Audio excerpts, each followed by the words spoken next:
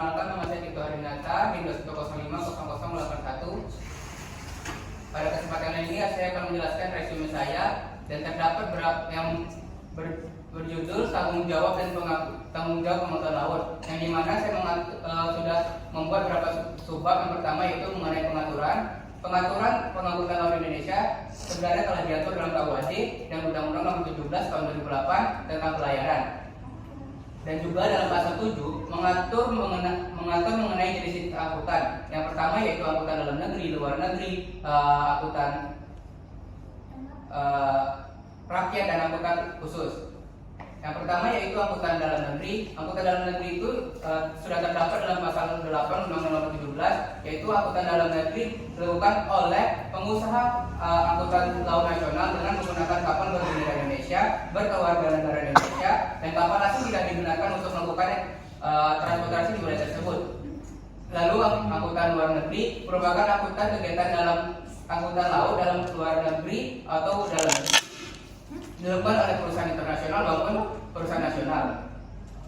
Lalu ada badan usaha pengangkutan laut khusus, yaitu badan hukum atau Bank Indonesia yang terlibat dari berbagai sektor industri seperti kehutanan, pariwisata, pertambangan, pertanian, perikanan, dan lain-lain.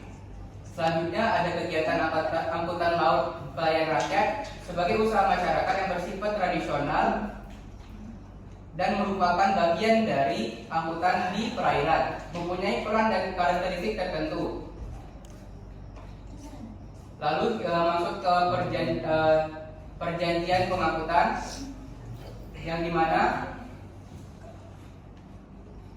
perjanjian pengangkutan telah diatur dalam pasal 530 ayat 2 WPK tentang perjanjian pengangkutan laut. Untuk mengangkut penumpang, kesepakatan terjadi apabila penumpang membeli karcis. Karcis itu bertujuan sebagai barang bukti terjadinya perjanjian pengangkutan, sementara untuk pengangkutan barang atau dokumen dilakukan dengan bukti konsonan atau bill of lading. Lalu ada tanggung jawab pengangkutan laut itu terbagi dari tiga, yaitu tanggung jawab karena kesalahannya. Setiap pengangkut wajib melaksanakan tanggung jawabnya atas apa yang telah dilakukannya. Lalu ada tanggung jawab karena praduga. Pengangkut diasumsikan selalu bertanggung jawab segala kerugian yang terjadi selama pengangkutan. Namun jika pengangkut bisa membuktikan bahwa hal tersebut tidak jadi di dalam pengangkutan, maka pengangkut bisa dibebaskan dari tanggung jawab. Langsung ke tanggung yang ketiga, yaitu tanggung jawab mutlak. Pengangkut diwajibkan untuk bertanggung jawab atas segala kerugian yang terjadi selama pengangkutan tanpa perlu pembuktian terdapat pada kesalahan selama pengangkutan atau tidak. Selanjutnya yaitu bab ke-6, perusahaan penunjang di bidang pelayaran, yang dimana pengusaha pelayaran adalah badan hukum atau badan usaha yang mengusahakan jasa angkutan laut dengan menggunakan kapal. Kapal pengusaha seperti didefinisikan pada pasal 320 KUHD merujuk pada individu yang memanfaatkan kapal untuk melakukan pelayaran di laut. Mereka bisa bekerja di mengoperasikan kapal sendiri atau mengindustrikan seseorang nakoda yang bekerja di bawah mereka. Lalu di pasal 325, perusahaan kapal tidak bisa dibubarkan karena kepailitan atau meninggalnya salah satu anggota. Lalu ada perusahaan ekspedisi muatan kapal laut, yaitu adalah usaha pengurusan dokumen dan muatan yang akan diangkut melalui kapal dan atau pengurusan dokumen muatan yang berasal dari kapal. Perusahaan ekspedisi muatan dikenal juga sebagai kontrak pengangkutan barang. Kitab Undang-Undang Hukum Acara Perdata menggunakan istilah ekspeditur untuk merujuk kembali kepada individu yang beroperasi dalam industri ekspedisi.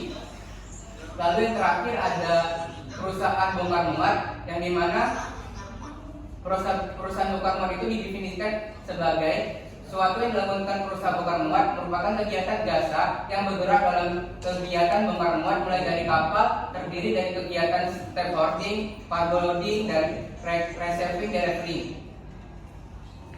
Perusahaan bongkar muat untuk menjalankan usaha wajib mempunyai izin usaha yang dikeluarkan oleh menteri atau pejabat yang ditunjuk. Izin usaha tersebut oleh Kepala Kantor Wilayah Kementerian Perhubungan atas nama menteri. Selanjutnya ada penanganan bahaya laut, itu terdapat di bab ke-7, yang dimana penanganan bahaya laut itu saya mengambil dua subtema, yaitu penubrukan dalam pasal 534 yaitu menjelaskan bahwa penubrukan menuju pada keadaan di mana kapal-kapal saling bertabrakan dan bersentuhan satu sama lain di perairan. Pertama, penyebab terjadi ketubrukan itu pertama yaitu ketubrukan yang disebabkan oleh es obat, yang dimana es obat itu tersebut merupakan di luar kendalinya manusia dan juga tidak bisa dibuktikan untuk ganti rugi. Lalu ada ketubrukan karena negligensi, yang dimana